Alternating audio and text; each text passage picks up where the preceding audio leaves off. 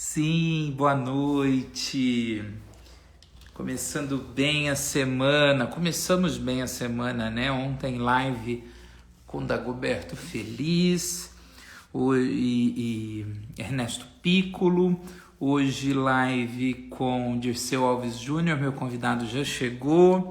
Depois Gabriel Miziara. Vou publicando aqui o www.fundomarlene.colé.com.br.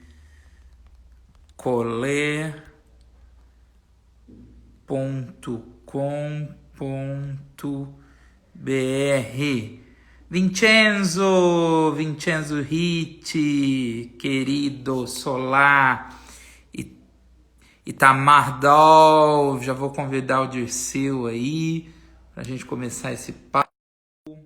Obrigado, Neuzinha Camargo, o pessoal vai chegando, vai se aconchegando, enquanto eu aguardo o Dirceu aí. Oi, querido! Boa noite, Pedro. Tudo Tudo bem? bem? Tudo certo. Então, tá bom. Vitor Kenzo aí. Como que tá essa quarentena? Você tá com um bebezinho? É, por isso que eu estava na corrida aqui, cheguei em cima da hora. Carregar o celular Obrigado, viu? correndo, aquela loucura toda, né? Minha quarentena está bem agitada. Eu imagino. Como chama? Quantos anos? Estela, tem 1 ano e 2 meses. Nossa, tá. Começando a andar, começando a enlouquecer junto, é muito bom. É muito bom, mas tá aquela coisa que anda para todos os lados, então a gente tem que estar sempre Eu de olho, né? imagino. Dirceu, você acha que a geração dela, a idadezinha dela, já percebe? Porque esse O que a gente está. confinamento. Eu acho que não. Eu acho que ela sente que fica um pouco mais em casa, claro, mas não tem noção, não. Eu acho que ela é até um pouco felizarda, né, nesse momento, porque em função da pandemia ela está tendo pai e mãe em casa, né? Sim. Então, mesmo que a minha mulher esteja trabalhando pra caramba no home office, ela está no escritório ali no quarto do fundo, então tem aquela atenção de toda hora que ela pode dar ter com a mãe, né? Então faz muito bem, eu acho. Isso, para quem tem a idade dela, claro, a gente só vê uma vantagem nessa coisa, né? Acho. Porque mesmo a questão de sair menos para a rua, sabe, que não sair nunca para a rua, né? Não ir para um parquinho, nem para uma praça, eu acho que ela não sente tanto assim, não. Tem dias que ela está mais irritada, talvez por falta de sol, mas isso deve ser coisa de criança mesmo. Sim. Você já trabalhava de home ou você ia para a redação? Não, ia para redação, ia para redação. De segunda a quinta eu ia para redação. Mas aí são aquelas coisas, né? Eu fui demitido, a pandemia começou, então tudo tem um lado bom na vida, né? Se eu não tivesse saído da Veja São Paulo, a nossa rotina está bem mais complicada, né? Que tá os dois home office, ia ser mais complicado para lidar com o bebê também. Então, os trabalhos que eu tenho extra, estava numa fase de finalização, como um livro novo que a gente vai falar daqui a pouco, né? Acho. Então agora, nesse momento, tirando uma coisa esporádica, pontual que aparece para eu fazer de freela, eu estou realmente 100% pai.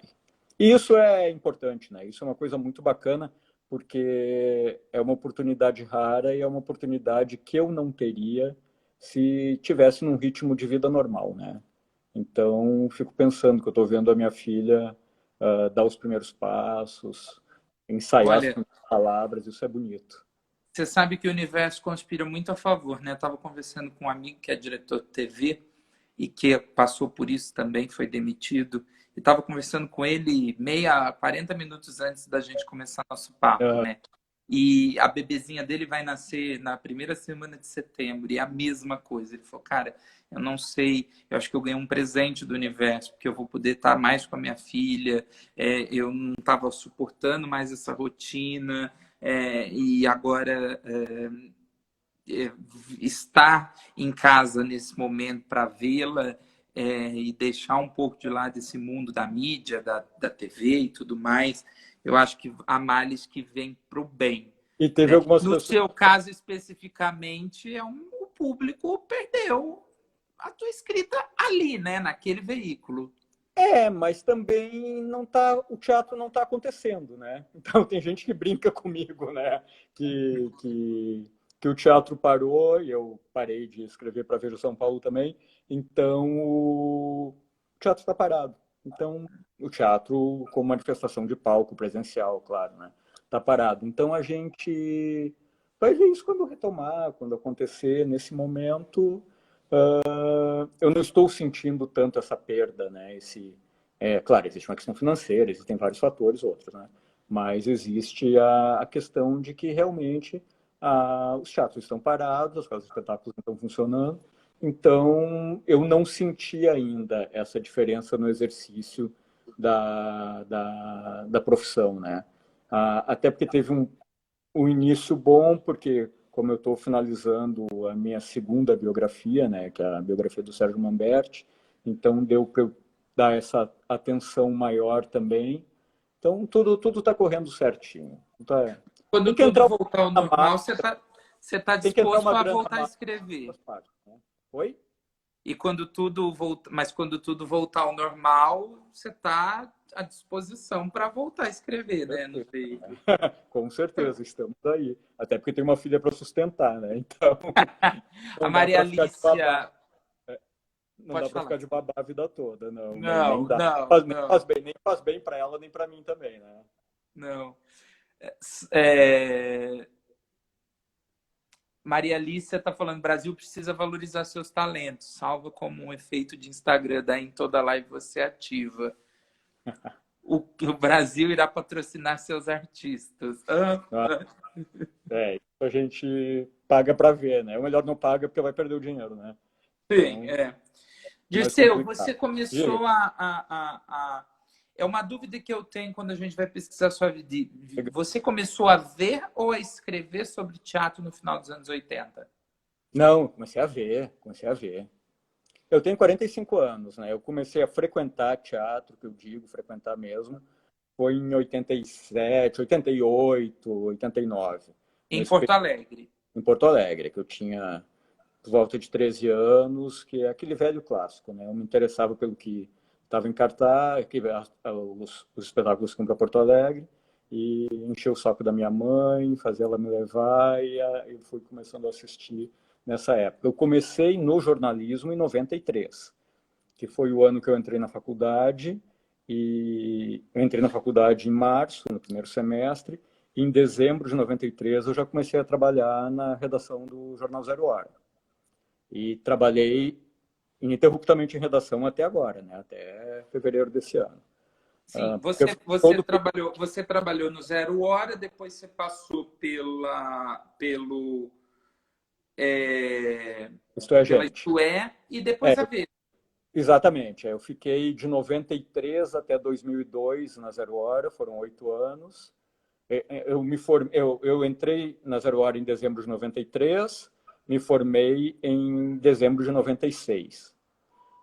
E aí eu já fui imediatamente para o segundo caderno, né, que é a editoria de cultura do jornal. Nesses 3 anos iniciais de Zero Hora, eu trabalhei como auxiliar de redação, como pesquisador no banco de dados, e aí quando eu me formei, eu fui para o segundo caderno como repórter. Depois fui editor assistente, fui editor da revista da TV, até 2002, março de 2002, quando eu vim para São Paulo, já para Isto é Gente. Fiquei na Isto é Gente 5 anos, até 2007, quando fui para a Vejinha, que se encerrou agora no final de fevereiro, né? Essa jornada de quase 13 anos também. Você Então, lembra qual foi a primeira peça de teatro que você viu em Porto Alegre e por que te arrebatou para esse mundo? não, eu lembro, eu vi várias coisas infantis picotadas antes, né? Aí o primeiro, eu via muito show também, eu gosto muito de música, música brasileira. O primeiro show de música popular brasileira que eu vi foi da Gal Costa, que é o Baby Gal, em julho de 84. Eu já era muito fã da Gal, aquelas coisas como sou até hoje. Na sequência, vi Ney Mato Grosso com o Destino de Aventureiro, isso no ano seguinte, e fui vendo vi Caetano, fui vendo algumas coisas assim. O primeiro espetáculo de teatro que eu vi adulto, na verdade é um espetáculo de teatro música, né? Que é um espetáculo bem famoso no Rio Grande do Sul, que fez temporadas aqui e tal, que se chama Tangos e Tragédias, um espetáculo de teatro musical com dois artistas, o Ike Gomes e o Nico Nikolaevski, que eles faziam uma sátira musical de um país imaginário da Esbórnia e tal. Isso eu lembro que eu tenho como um marco, que foi a primeira vez que eu fui ao teatro à noite, aquela coisa Que assim. legal, né? Que É, bom a sua primeira referência vir das suas essências de Porto Alegre, eu né? lembro E do da data. Teatro do Rio Grande do Sul. Foi 7 de setembro de 87. Isso eu lembro muito bem dessa data. Mas aí eu já vi que era possível. Isso eu fui com duas vizinhas minhas, esse espetáculo. E aí eu comecei a ver que isso era possível no ano seguinte. E eu via, sempre tinha muita vontade de ver as peças que iam para lá, mas era uma coisa meio distante, que tinha a questão de grana, a questão de tempo, a questão de como ir, a questão de censura, tudo isso, porque eu sempre fui muito noveleiro, né? Então eu via muita novela e eu me aproximei do teatro por causa da televisão. Eu também, eu fui fazer teatro por causa da TV. Eu queria ver os atores que eu admirava das novelas no palco. E aí a gente é arrebatado, né? Esse era meu principal interesse sempre. Então, e aí, né, aí eu lembro que aí começando essa retomada, digamos, retomada não, essa iniciada, digamos assim, né, nessa carreira de espectador teatral, a primeira peça adulta que eu vi foi um musical dirigido pelo Wolf Maia, chamado As Noviças Rebeldes, que era também uma comédia musical. Eu vi a Massari, minha conterrânea, estava no elenco. Na Restelli, a Sininha de Paula, era uma coisa divertida. Aliás, foi um dos espetáculos que inclusive, dali veio a personagem da praça, a Silvia começou com a boneca. Exatamente, enfim, isso aí. Apresentou a Silvia para o Brasil de uma forma. E aí era no Teatro São Pedro, né, lá em Porto Alegre, e eu descobri naquela coisa da minha vida de estudante, tal e tal, que o Teatro São Pedro é aquele teatro antigo, ele foi inaugurado em 1858, o antigo que eu digo na estrutura, né? Tem a plateia, camarotes, mezaninos e galerias. Então tinha que é o terceiro ou quarto andar, agora não lembro muito bem, que ficavam as galerias. Tinha a galeria central e a galeria lateral. A galeria central era o mais barato, a lateral era o mais barato, a central um pouquinho mais caro, mas também era barato.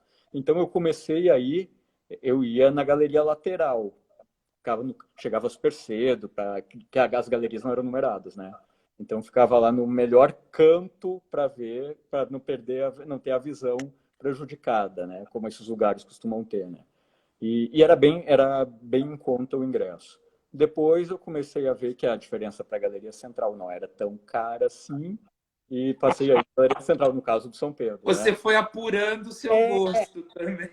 E nesse tempo, aí, na sequência é isso. Eu vi As Noviças Rebeldes, logo em seguida eu vi uma peça dirigida pela Marília Pera, chamada Tinha Que Ser Você, se eu não me engano, que era Estela Freitas e Ricardo Petralha. Imediatamente, em 88, logo em seguida mesmo, aí Fernanda Montenegro com Dona Doida, e aí foi indo, foi indo. Aí eu lembro que a maioria das peças que iam para o São Pedro eu conseguia ver por causa dessa questão das galerias, por ser mais barato. Você sabe, deixa eu agradecer aqui, ó, Kátia Obila tá aqui, Carol Bastos, Dagoberto, Dago maravilhoso, João Costa Guedes, o Leandro Luna, Leandro vai fazer live comigo também, já está marcado, e o Vitor Rocha, esse menino é assim, um autor, olha só, tá muito bem frequentado aqui. Nem sempre, né, Dagoberto? Ontem você, hoje veio de seu pra gente... Que responsabilidade a minha. Não, porque depois você não sabe ontem, o Dagoberto me mostrou as pernas na live, assustou a Mirahar saiu da live. Aí eu faço hoje com você pra gente elevar, para eu poder chamar Lília Cabral para fazer uma live. Não pode ter certeza que eu não bebi nada ainda, então não vai ter problema nenhum. Vou ficar bem comportadinho aqui, tá? Não, mas eu tô vendo você contar essa história. Eu lembro, eu era estagiário de um programa de políticas públicas para a juventude na prefeitura de Ribeirão Preto. E aí, eu queria muito assistir as peças que vinham no Teatro Pedro II aqui. E era Sim. muito caro, era totalmente fora da minha realidade ali. E eu descobri que se eu fizesse um ofício em nome do coordenador do programa, Aham. pedindo ingressos, a presidente da fundação mandava a cortesia. Entendeu? É, não, porque isso que eu ia falar, né? As peças do São Pedro eu conseguia ver. As do Teatro da OSPA e do Teatro da Reitoria da URGS, que eram os outros grandes teatros de Porto Alegre, recebiam esses espetáculos de fora, já era mais caro, porque eram aqueles teatros de estrutura só de plateia, né? Sim, Então, sim. eram ingressos mais caros. Mas Sei. mesmo Aí assim, eu ainda dava para descobri ver que alguma coisa. se eu colocasse o ofício no meio dos outros, ele assinava. E eu mandava. Eu lembro que eu assisti todos os espetáculos do tempo que eu fiquei de estagiário lá, desse Mas era, jeito. mas era uma coisa engraçada, né? Porque eu não encontrava ninguém que curtia teatro na escola, todo mundo achava meio Eu esquisito e ia tal. sozinho. Os Eu vizinhos. tinha um grande amigo que ia Quando, comigo, mas na maioria das vezes eu ia sozinho. quando eu entrei na faculdade, isso foi uma coisa que me despertou muito, assim.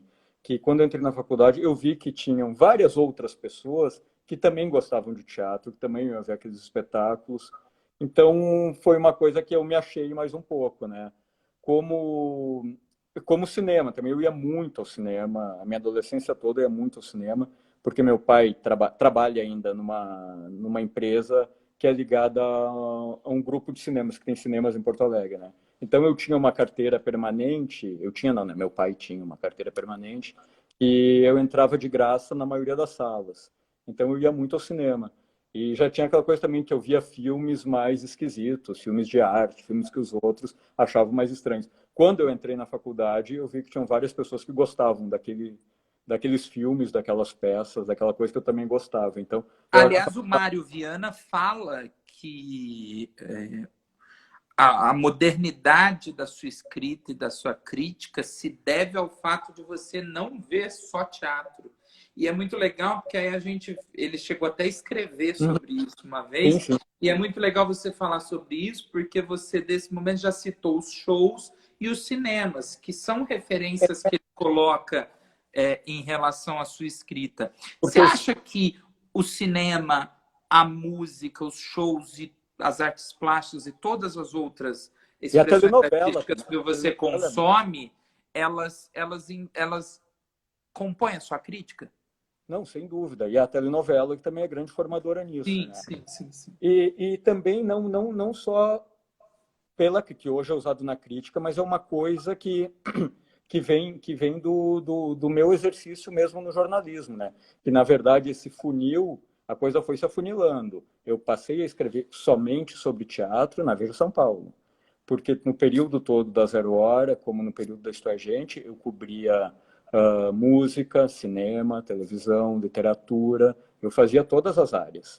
Então isso já me deu um leque maior e que me possibilita, e me possibilita ainda hoje, né, transitar com mais desenvoltura nessas áreas todas. Claro que depois desses 13 anos de Veja São Paulo voltado só para o teatro, eu perdi muita coisa. Eu não acompanho mais tanto a música como eu acompanhava, eu não acompanho mais tanto a literatura, leio bem menos do que eu lia, eu leio consideravelmente ainda, mas não tanto como lia antes, e vejo bem menos filmes, isso é fato. Eu via muito cinema, eu via muito mesmo, ia muito ao cinema. E aí, A nessa. gente pode dizer que você virou um crítico de teatro na Veja. Um crítico É, de na Isto teatro, na Isto esse é Gente, na Isto título. é Gente, na Isto é Gente eu já estava fazendo bastante crítica de teatro. E na Zero Hora eu fiz alguma coisa. Mas o que eu digo que eu virei um crítico de teatro na Veja é por uma coisa que para mim é muito simbólica, assim. Porque para você fazer crítica de teatro, você precisa de bagagem, você precisa de maturidade, de anos de estrada e ver muita coisa. Então, quando eu leio ou releio as coisas que eu escrevi antigamente, na História Gente, no início da Veja até na Zero Hora, eu achava tudo muito cru. Eram opiniões muito ralas, muito aquela coisa. Você passa a tua opinião sobre um determinado espetáculo. A opinião de espectador mesmo. Não tinha um caráter comparativo, não tinha um caráter analítico. Não tinha uma coisa que é o que forma a crítica de verdade. A crítica de verdade é quando você conhece o que você está vendo e você pode fazer comparações, você pode estabelecer uma análise com os trabalhos anteriores daquele ator, com as encenações anteriores daquele diretor, com textos daquele dramaturgo que você já viu em outras montagens. Então, isso só vem com a maturidade, com a idade, com um exercício constante. Claro, por isso que eu estou falando, as coisas que eu via lá no final dos anos 80, durante todos os anos 90, me ajudaram muito, porque eu já estava vendo uma coisa lá e cá. Eu já estava vendo Gerald Thomas, Gabriel Vilela, eu já estava vendo tudo que está Bialessa, eu estava vendo essas coisas todas, Ulisses Cruz.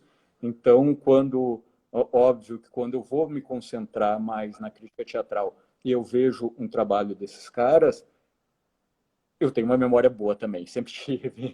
Você lia, o Brasil nós tivemos grandes críticos, né? Sim. Décio de Almeida Prado, Idelgades, Sábado Sábado Magal. Magaldi, Bárbara Eliodora, que era assim, né? As pessoas, os atores, os artistas morriam de medo da Bárbara Eliodora. Realmente ela personificou aquela crítica ferrenha, e até muita gente menciona críticos mais modernos, como Sim. você, Miguel Arcanjo, com uma delicadeza maior, e de que acabou um pouco daquela crítica destrutiva e que mudava a opinião do público e tudo mais. Você chegou a ler críticas desses Não, outros eu críticos? lia muito, mas eu confesso que eu lia mais como consumidor de teatro, como público, para escolher o que eu ia ver. Por exemplo, o Sábado Magaldi é um crítico que eu me aprofundei mais, porque eu fiz o meu trabalho de conclusão da faculdade sobre o Vestido de Noiva do Nelson Rodrigues. Então, e o Sábato foi um especialista em Nelson, e ele que criou a especificação das peças míticas, das peças psicológicas, tragédias carioca. Então, eu li, ele fez muito parte da bibliografia do meu trabalho. E era E muito delicado, né? Era um crítico menos terrível do que a Bárbara. eu acho que a diferença dele é outra até, e que é muito legal. Eu acho que ele é um crítico que sempre teve uma visão mais jornalística. Ele procurava informar o leitor. E a Bárbara, claro, com toda a sua bagagem teórica, ela era uma teórica analisando o espetáculo. Então, ela era especialista em Shakespeare, tal. Uma teatróloga, né? Uma Então, teatróloga. é isso. O Sábato tinha uma visão mais jornalística. Eu acho que as críticas dele eram mais informativas. Eram coisas, entende? Não era uma análise teórica, como se estivesse falando de especialista para especialista. Eu acho que o Você Sábato procurou o meio termo? Perdão, não ouvi. Você procurou o meio termo? Porque a sua crítica é informativa, mas também transita pela sua opinião. Pedro, assim, ó, acima de tudo, eu sou um jornalista, né? Então o crítico vem de outra esfera, de outro lado. O crítico existe, mas ele se formou a partir do jornalista. O jornalismo é isso, você tem que passar as informações para a pessoa que está lendo, e não importa se essa pessoa que está lendo é uma senhorinha humilde ou uma senhorinha quatrocentona, que teve toda a bagagem cultural do mundo à disposição dela. Então, é uma história que a gente tem que contar, e essa história tem que ser compreendida. Então, é óbvio que com o tempo a gente vai refinando, a gente vai usando algumas comparações, algumas análises mais complexas, mas eu sempre fiquei meio com o freio de mão puxado nesse sentido. Eu acho que as pessoas têm que se fazer entender. Porque, assim, o meu objetivo sempre foi eu quero despertar o interesse do maior número de leitores possível para ver aquele espetáculo. Então, eu quero ser compreendido. Tanto que é uma coisa, quando eu analiso um espetáculo, eu não faço essa distinção se é o musical da Broadway, se é a peça alternativa da salinha, do subsolo, de tal teatro. Não, eu vejo todas as peças com o mesmo olhar e eu quero que os mais diferentes leitores se interessem em ver aquela peça. Então, Você se arrepende de alguma crítica? claro, muitas, lógico. Não, mas normalmente, assim, ó, eu me arrependo, eu não, nem vou saber citar, se você pedir para eu citar, Não, não, mas não. eu sei tem vários espetáculos que eu acho que são muito melhores do que o que eu avaliei. Entende? Que mesmo eu tendo feito uma crítica legal, Opa, deu uma travadinha. Peraí. Voltamos, voltamos. então eu acho que mesmo, entende, o espetáculo valia mais do que eu disse. Eu poderia ter detalhado mais, eu poderia ter falado mais, poderia até ter elogiado mais. Mas Como você que sentiu medo em algum momento, assim, não, de não. ter. Não, por exemplo, eu digo no sentido de alguém que você admirava muito, um grande nome, ou um espetáculo que você esperava muito, e quando você foi assistir, você pensou, puxa, não era isso. Você sentiu medo de escrever sobre? Porque não é uma questão pessoal. Eu sempre encarei assim. É claro que eu já tive problemas, já tive reclamações, já tive algumas pequenas brigas também com artistas, tal, que isso acontece, faz parte do ofício. Mas Tem não. alguém que não gosta de você? Ah, deve ter, né? Não seria normal se todo mundo gostasse de mim, né? Acho que eu não estaria fazendo tão bem o meu trabalho, né? Quer dizer, ficaria. Se você faz bem o trabalho, que eu estou dizendo, no sentido de dizer o que realmente aquela peça representou para você, às vezes você gera discórdia, se arruma uma inimizade aqui, lá, mas não. Eu acho que isso faz parte, isso faz parte. Porque não é legal.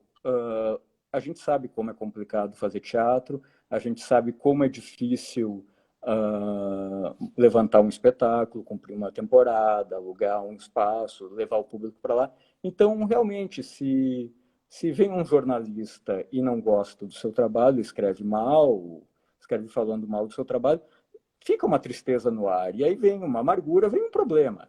É normal, somos humanos. Isso não. E já teve gente que reclamou para você e publicamente, né?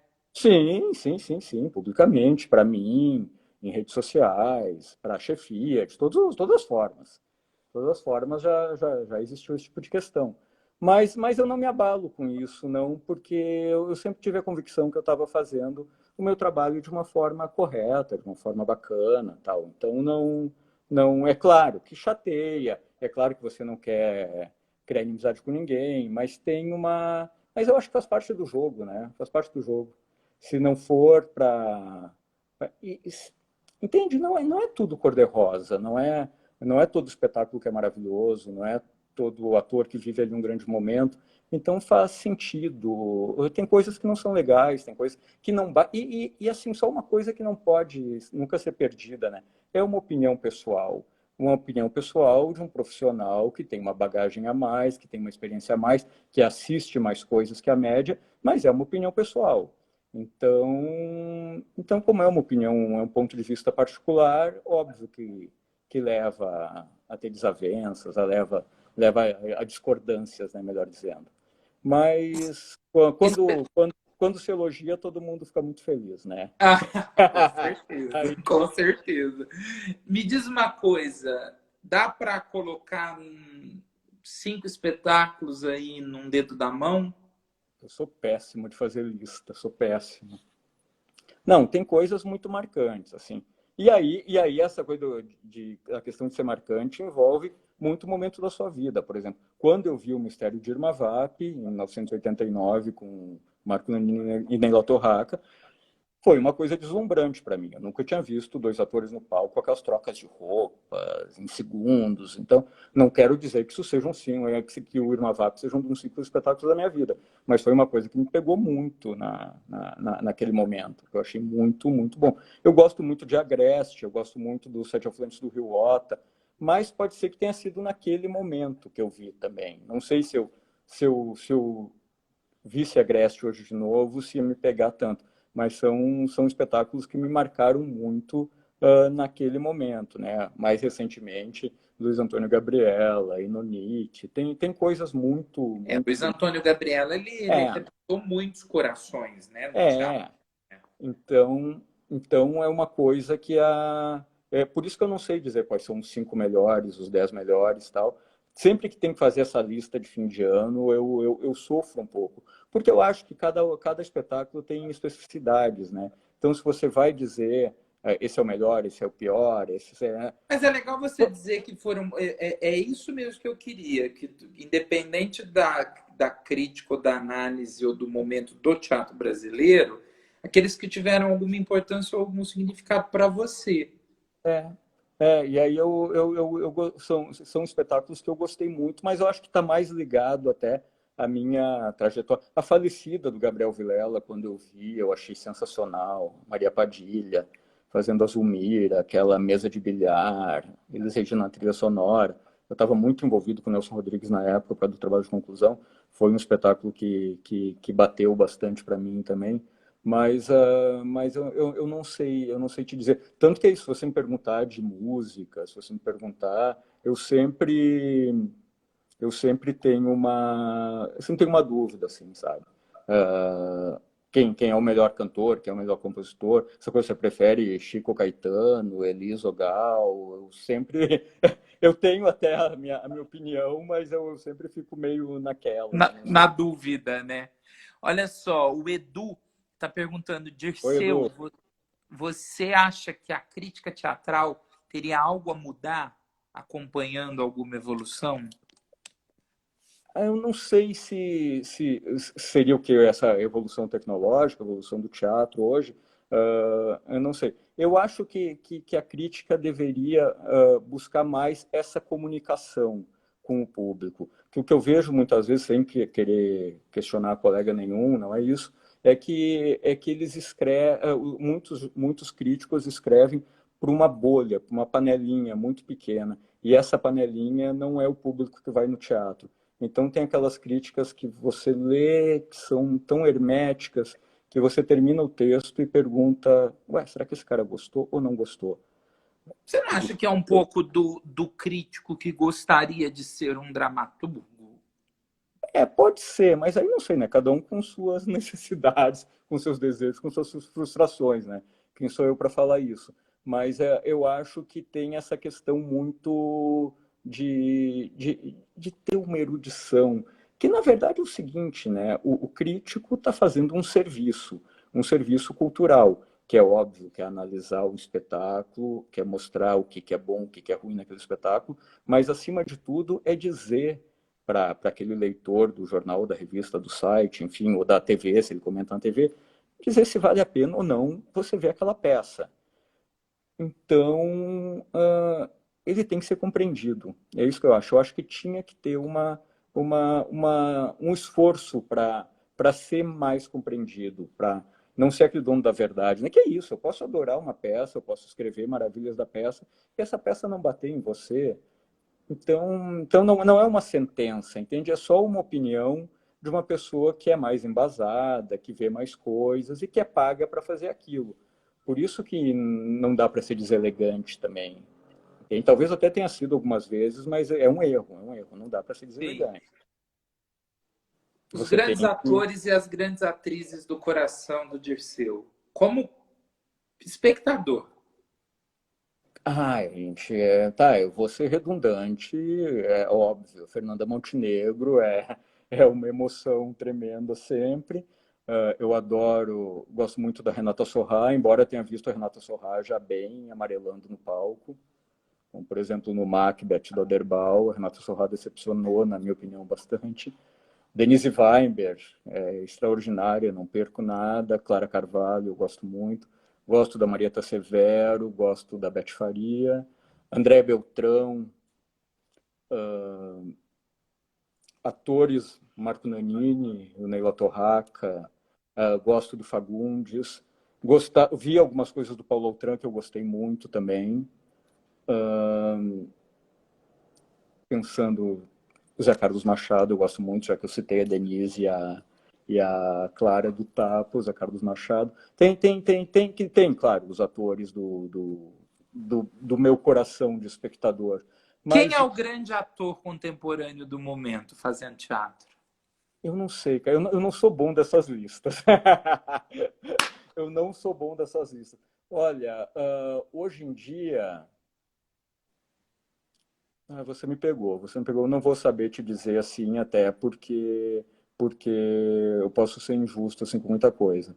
Tem tem atores que têm momentos maravilhosos, né? O Edu Semerjian, que está aqui nos assistindo, ele tem, por exemplo, Bala na Agulha, ele faz um trabalho extraordinário. Ele é um espetáculo que eu destacaria, que eu vejo assim. O legal de um espetáculo é que você pensa assim, né? Eu não consigo imaginar um outro ator nesse papel. E o Bala na Agulha, o papel do Edu Semerjian, para mim era isso. Era, o Edu tinha que fazer aquilo ali. Eu acho muito bonito aquilo que ele faz.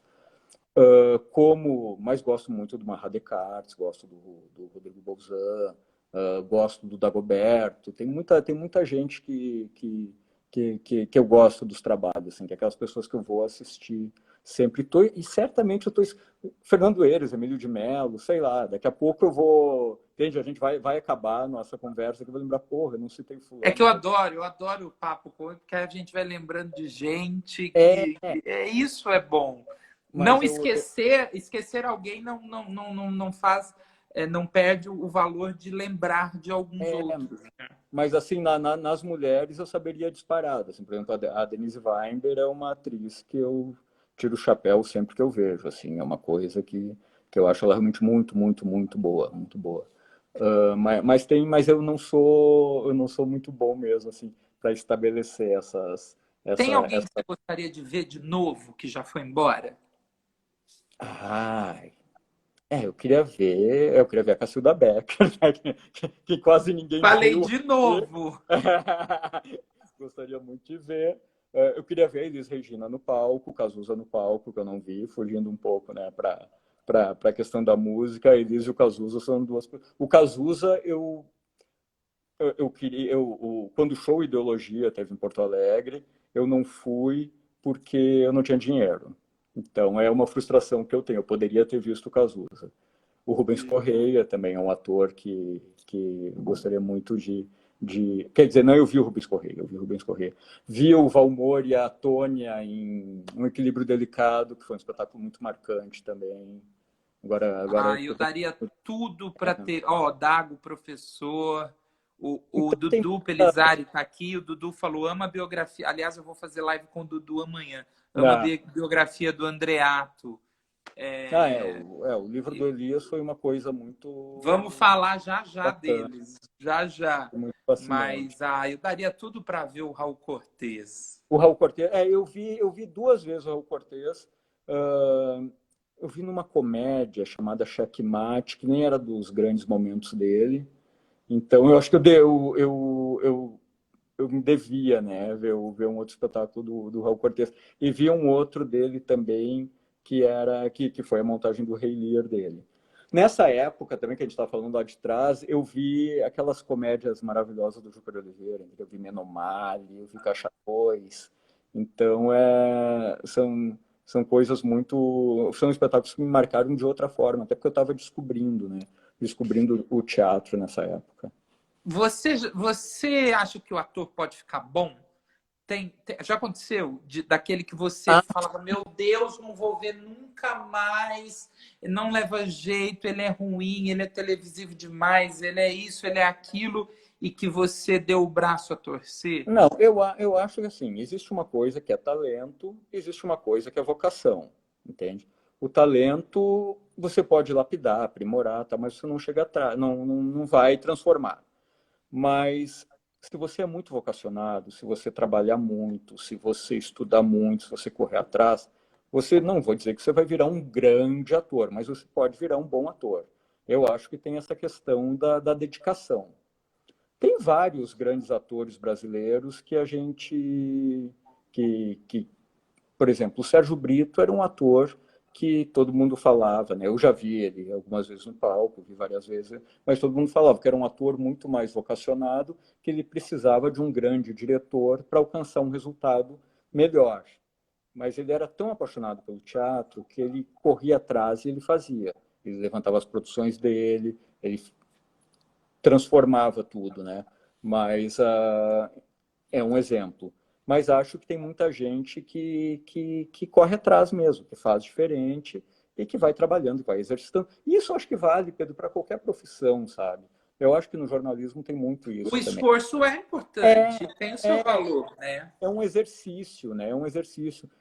Tem muita gente que você vê falando do jornalismo que é brilhante, que tem muito potencial, mas que não vai para frente por N motivos, né? Porque não não tem uma estrutura psicológica, não curte, não gosta de ser mandado, que muitas vezes no jornalismo você é muito mandado, que muitas vezes você tem que deixar mexer no teu texto, você tem que entender porque está mexendo no teu texto, claro, mas faz parte. Então, que não suporta aquela estrutura pesada de redação. Então, tem muita gente que pode ser muito bom, pode escrever brilhantemente, mas que não tem a vocação para o tranco mesmo, que é muito pesado. E aí eu fico pensando nisso também. Para o ator é isso, gente. Ensaiar um espetáculo é muito tempo, é muita dedicação, é muita disposição, é esquecer muitas vezes o que você tem em casa, mulher, filho, marido, enfim. É se entregar para aquilo. É, não vamos gravar novela, é uma coisa muito pesada.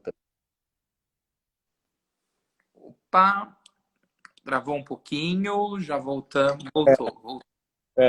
Então, eu estou achando que a bateria está fraca aqui, talvez depois eu tenha que trocar de celular, mas Tá, aí vai resolver isso daqui a pouco. tá. Você Mas quer colocar para carregar? é que eu não tenho, eu vou precisar de um help aqui. Precisar de um Tranquilo. help. É porque não tá, aqui eu não tenho Mas olha, acesso. olha que legal, como é bom a gente falar de nomes, né? Enquanto eu vou ler os comentários aqui, ó, a Maria 72 Oliveira, Raul Cortez, a primeira peça que vi na minha vida foi com ele e a Patrícia Pilar. O Que Edu deve lembrando, ter sido o Lobo de Ray-Ban, o Lobo de Ray-Ban, que era com a Raul Cristiane. e Matraga e as Boas, com Zé Celso, foi genial. O Renato Abi chegou aqui agora, é jornalista cultural também, de Fortaleza, se eu não me engano, do Ceará. É, mas o Raul Cortez uma lacuna que eu tenho mesmo, que os grandes momentos dele eu não assisti. Eu não assisti mesmo. Então eu tenho essa. O Lobo de Ray-Ban, quando teve em Porto Alegre com ele, com a Torlone, tem essa questão. A peça era 18 anos, tal, eu tinha 14 e também não pude ver. Tem essa questão. Mas é. Mas é. E teatro é isso, né? Se você não viu, você não viu. Então não tem como. Dagoberto falou, Padilha na falecida era muito legal Era também. sensacional, era muito bonito aquilo, era muito legal. E ela fez aquilo com muita paixão, né? Tanto que a Maria Padilha posou para Playboy, né? Para levantar grana para fazer a falecida, para produzir. Sim. Não, e a Maria Padilha é uma prova nesse trabalho da comparação que você fez com o Sérgio Brito também, né? De uma atriz É, dedicada e que se esforçou exatamente. no trabalho, E, que teve um bom diretor. e é uma atriz que tem muitos bons momentos e tem muitos momentos complicados, né? Eu até escrevi na crítica desse último espetáculo que ela apresentou aqui, o Diários de um Abismo, no Sesc 24 de Maio, eu escrevi isso também, que ela tem momentos sublimes, que é a falecida, e é um deles, e tem momentos desastrosos também, né? Tinha um Antônio e Cleópatra, que era bem complicado, tinha outras coisas mais estranhas, mas é isso na minha opinião, né, claro. Mas E mesmo na eu gosto. televisão. Mesmo na televisão, mas eu gosto dela, é uma atriz que eu gosto bastante mesmo. Falando a prova com a Andréa Beltrão, dirigida pelo Oderbal, um espetáculo que eu gosto muito, muito, muito mesmo. Que eu vi no Teatro FAAP em 2013, eu acho. Bastante tempo. Vamos falar do Elias? Vamos, vamos. A Máscara do Improvável. Quando que nasceu a vontade de escrever sobre o Elias? Então, na verdade, eu já estava há algum tempo procurando um personagem para fazer um livro, né? Pensando que jornalistas não têm esse delírio, né? Eu quero fazer um livro, tal e tal.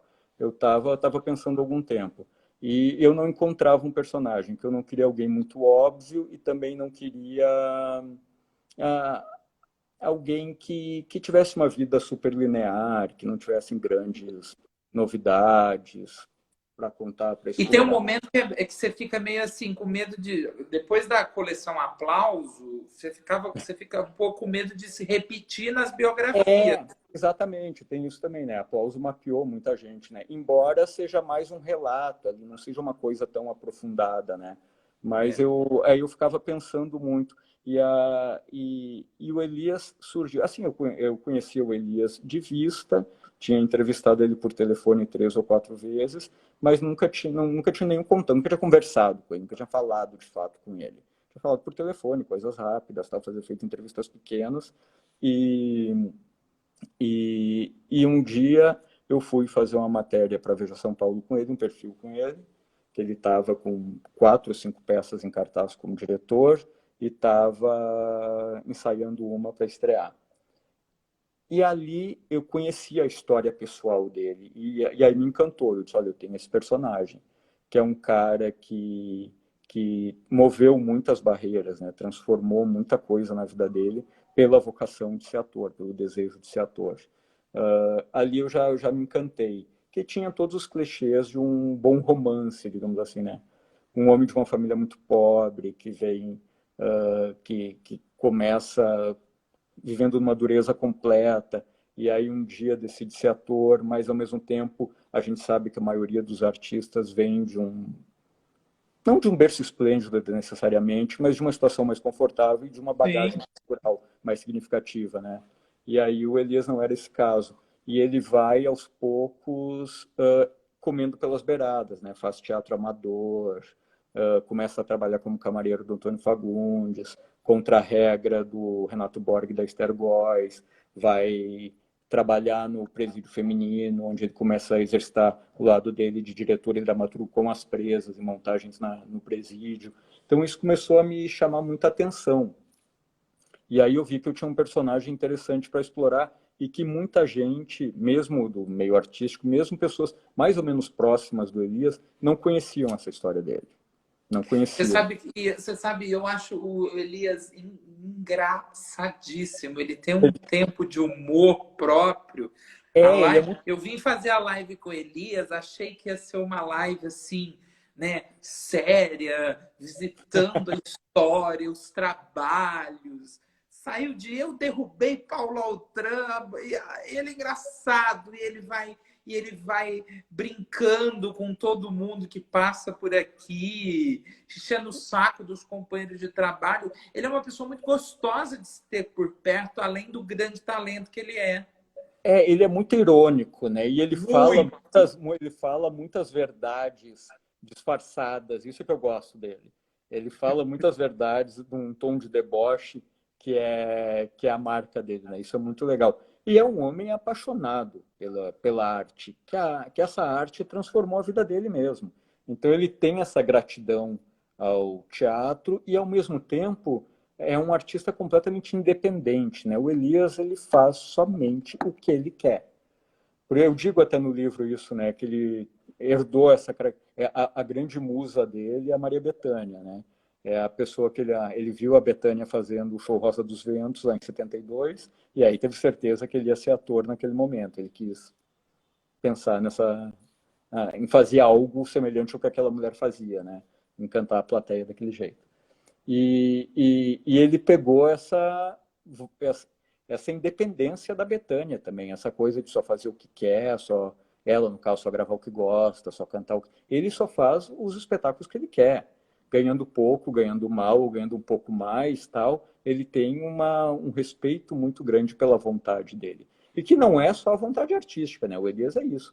Se você convida ele para jantar, ele jamais vai jantar. Aliás, raramente ele vai sair para jantar, né? Quase nunca. Mas se ele for, ele nunca vai ir por educação. Se você convida ele para alguma coisa que ele não quer fazer, ou que vai violentar ele de alguma forma, ele não faz. Isso é muito bonito. É uma sinceridade que Explica para o pessoal que está acompanhando por que o Elias jamais sairia, dificilmente sairia para jantar. quem não gosta, ele gosta de ficar em casa, entende? E tem isso, né? Essa sinceridade ficou fora de moda, né? Nada é de bom tom, nada você pode fazer, nada pega bem. Então eu acho que essa sinceridade do Elias é muito cativante. Tanto que ele resistiu bastante na história do livro. Ele não queria, no primeiro momento, ele achava que a vida dele não significava nada para ser transformado em livro. O meu argumento para convencer ele foi isso, que de repente algum garoto de formação cultural mais frágil, algum garoto pobre, algum garoto que não sabia por onde começar na carreira de ator, poderia ler o livro dele e poderia se inspirar, se encantar de algum jeito. Foi o argumento que ele disse que levou ele a topar essa parada. Olha E só, se você for transformar seu livro em teatro, a hora que terminar, eu vou te mandar uma foto é, do ator perfeito para interpretar o Elias no palco. provavelmente eu não vou transformar meu livro em peça de teatro, mas depois você me conta que eu fiquei curioso. Eu Às fiquei curioso vezes de... é o ânimo que você Tá. precisa para. Não. Eu acho pouco provável, mas quem sabe? Vamos ver, né? Nunca se sabe. Mas aí você me fala quem seria esse ator mesmo. Bom, Mas ele tá por aqui, tá? Ele é conhecido seu. Você falou que você gosta do trabalho dele, eu vou te mandar. tá bom, tá bom. Então, mas aí o livro foi muito prazeroso mesmo, foi uma coisa muito legal e o Elias foi muito respeitoso o tempo todo. Eu fiz as entrevistas todas durante 3 meses, uma vez por semana, eu ia na casa dele, ligava o gravador e a gente ia falando tudo, pedrada, coisas pesadas mesmo, tal. Depois eu fui entrevistar o entorno, os amigos dele, colegas, família, gente que trabalhou, gente que conviveu com ele e tal e tal. E ele nunca quis saber quem eu estava entrevistando. Ele até ficava surpreso quando eu falava que tinha entrevistado fulano, Beltrano, alguma coisa assim. Me deixou muito à vontade. E no período de escrita, então, um belo dia eu dei o livro por encerrado. Fiquei matutando mais um pouco, tal, aí deu umas 3 semanas, era mais ou menos, não, uns 3 meses talvez, sei lá, quando eu ia começar a procurar editora, eu disse, acho que está na hora do Elias ler o livro, né? Aí numa sexta-feira, às 5 da tarde, eu mandei o e-mail para ele com o livro, tá aqui o livro, para você ler, no seu tempo, na hora que você puder, quando você estiver tranquilo, sem tensão nenhuma. E aí eu mandei o livro para ele ler. Sexta-feira eu ia ao teatro à noite, aquela rotina de sempre e tal. Quando eu tô saindo para ir pro teatro, 8 horas por aí, ele me liga que já tinha lido e que tinha gostado. E eu perguntei, e aí, você tem alguma coisa que não te agrada, tem alguma coisa que você quer mudar? E ele não mexeu em uma linha, ele não questionou nada. Ele, eu, ele disse que respeitou o meu trabalho, a minha obra ali e tal, eu fico feliz por isso. E acho que foi muito assim até o final, né? Depois para montar o caderno de fotos, para levar, para mostrar a capa do livro, tudo o Elias olhava, O Elias aprovava. é muito acessível, muito humilde, ele deixa você muito confortável, né? Mas acho que se tivesse alguma coisa que ele não gostasse, eu acho que ele poderia até falar. Mas eu acho que a gente estabeleceu uma cumplicidade tão grande durante o processo que eu sabia o que eu poderia escrever, o que eu não poderia escrever ali, entende? E ele não. E realmente, assim, obviamente, ele não me contou 100% da vida dele, que ninguém conta 100% da vida para ninguém, né? A gente nem Teve, lembra, né? Graças a Deus. teve um ou dois detalhes que a gente conversou, que ele comentou, que ele me contou, e que ele não gostaria de ver citado no livro. Eu concordo que não era tão relevante assim, que não estão lá, mas no mais, assim, foi carta branca total. Foi carta branca total. E eu fico muito feliz que as pessoas gostam muito do livro, né? Isso é uma coisa que me surpreende muito. Me sinto muito gratificado com isso, que todo mundo que comenta comigo gosta muito, todo mundo que comenta com Elias gosta muito. O livro, na quarentena, parece que descobriu um novo público. Tem várias pessoas que tinham comprado e não tinham lido ainda, me escrevem falando que leram agora, ou que compraram e deram de presente para alguém. Então, o livro, mesmo 1 ano e 3 meses depois do lançamento, o livro continua vivo aí, né? Todo mundo continua meio correndo atrás, meio procurando, meio falando ainda do livro. E eu acho que o Elias merece isso, e ele merecia esse reconhecimento, que conhecendo a trajetória toda dele, você descobre muito mais, você entende muito mais aquele artista. Até por ele ser tão na dele, tão quieto, tão tranquilo, entende? Ele, a pessoa, tendo ali no livro tudo que ele fez, tudo que ele passou, todos os desafios que ele enfrentou para ser o ator que ele é hoje, as pessoas passam a vê-lo de um outro jeito. Eu fico muito feliz, muito gratificado de ter sido Não, eu acho merecidíssimo. Acho que você acertou na pedida. O Gabriel Miziara está aqui. Depois eu termino a nossa live, começo uma com o Gabriel. Flávia Garrafa. Que legal, Gabriel. Então tá, vai na sequência. Eu vou te ver depois, então. Aniversariante, né? Ele fez aniversário agora também, né? Olha só, e aí Fala. você está preparando agora, você gostou de escrever biografia autorizada e você está preparando uma do Sérgio Manberti. Exatamente. Já o livro do Sérgio é bem diferente do Elias, porque ele é todo narrado em primeira pessoa, já está prontinho, já está com a editora, tudo. Era para sair agora no fim do ano, né? Era para sair em novembro, né? Para lançar na Flip. Não sei se vai ter Flip, eu não sei se vamos ter novembro, né? Não sei se vai poder ter um lançamento em novembro.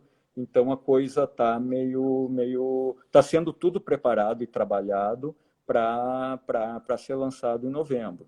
Na quarta-feira passada eu legendei todas as fotos, caderno de foto, mandei para o Sesc e tal. Então esse trabalho está sendo feito para deixar prontinho para rodar. Não sei se nesse momento de incerteza todo que a gente vive, né? Se a biografia do Sérgio Manberti vai poder estar na mão das pessoas até o fim desse ano. Eu gostaria muito que tivesse. Vamos ver o que acontece. Está pronto, está pronto, sendo finalizada, né? O texto está pronto, está entregue, já está sendo revisado, tudo, já está tudo ok. Quando você terminou, minha causa. Quando você terminou o Elias, você começou a pensar num segundo nome? Não. Na verdade, terminei o Elias, comecei a pensar um pouco, mas o Elias demorou um pouco para sair, até encontrar a editora, aquela coisa toda. Eu comecei a trabalhar no livro do Sérgio antes do lançamento do Elias. Que o Carlinhos Mamberti, filho dele, que é produtor de teatro, falou comigo, já sabendo que eu tinha feito o livro do Elias. E eu comecei a fazer as entrevistas com o Sérgio em 2018. O livro do Elias saiu em abril de 2019. Então, eu comecei a escrever o livro do Sérgio só depois, em 2019 mesmo. Mas as entrevistas já estavam feitas. E o livro do Sérgio, como ele é em primeira pessoa, não tem as entrevistas com os arredores, né? Não tem os outros personagens do livro que eu entrevisto. Como do livro do Elias, eu entrevistei praticamente todo mundo que passa pela vida dele ali. De Fagundes, Maria Bethânia, Jorge Tacla, Márcia Bujan, Celso Frateschi, Karen Rodrigues, para falar do Paulo Outram, enfim, todo mundo, os irmãos do Elias, a mãe do Elias, né, que está vivo ainda hoje. Então, esse pessoal todo eu entrevistei e conversei. Você já está pensando num próximo nome? Pensar eu penso, né? Mas eu não conversei com ninguém ainda. Aliás, eu gostaria muito de já dar uma alavancada agora, né? Mas não, com pandemia, não tem como fazer isso agora. Mas conta pra gente uma vontade. Não, é um delírio da minha cabeça. Não tem nem como, imagina, não tem nem como falar. Porque pensar, o tempo é livre, né? Pensar, a gente sonha, idealiza e a gente quer comer quem a gente quer, né? Mas a questão é saber se a gente vai ter o sim, né, nessa história, né? Então não tem, mas é só uma ideia mesmo, porque eu gostaria muito de não esfriar. Até por eu estar num momento que eu não estou com um emprego fixo, eu não estou em nenhuma redação, então eu teria um tempo mais livre, né? Tirando o fato de estar cuidando da minha filha, eu teria um tempo mais livre para já começar a tocar esse trabalho agora. Eu queria poder pensar nisso agora. Tipo, quando amenizar a pandemia, eu já embarcar nessa, né? Mas não tem nada nem conversado, nem sugerido, são só delírios mesmo. Tá bom, depois você me conta, tá? Quem que é o delírio. Preciso divulgar. Tá bom. Olha só, com 1 hora de live, eles chutam a gente daqui, você sabe, né? Eles derrubam a gente. Passa rápido. E nós estamos chegando ao fim. Querido, muito obrigado. Prazer em te conhecer melhor. Te li tanto, te vi. Vi sempre você, suas participações lá quando você era convidado para isso, para aquele programa Roda Viva e tudo mais. E é um prazer te conhecer melhor agora. Que legal, Pedro. Fico feliz pelo convite. Também é legal a gente estar conversando, porque é isso, né? Muitas vezes, na correria da vida normal, a gente não pararia 1 hora para conversar, para bater um papo, né? E sim. pelo menos nessa desgraça toda que está rolando agora, a gente está conseguindo parar e conversar com algumas pessoas e conhecer algumas pessoas, né? Então eu Eu fico acho que como as boas pessoas que estão se aproximando vão fazer coisas boas depois, quando a gente voltar. vamos torcer mesmo. Alguma coisa tem que dar uma sacudida, né? Nem que seja uma vontade mais de encontrar, de sair, de ir para o teatro, de ver, porque na verdade é isso, né? O teatro é presencial, gente. Pode estar acontecendo, o que estiver acontecendo agora é muito bonito, é válido, mas eu acredito que os artistas só estão fazendo teatro online, só estão fazendo teatro em live, porque eles são artistas e um artista não fica parado. Vai Então, cair. beijo, valeu. Beijo. Tchau. Gente, Tchau. assiste agora. Eu vou conversar com o Gabriel Miziara.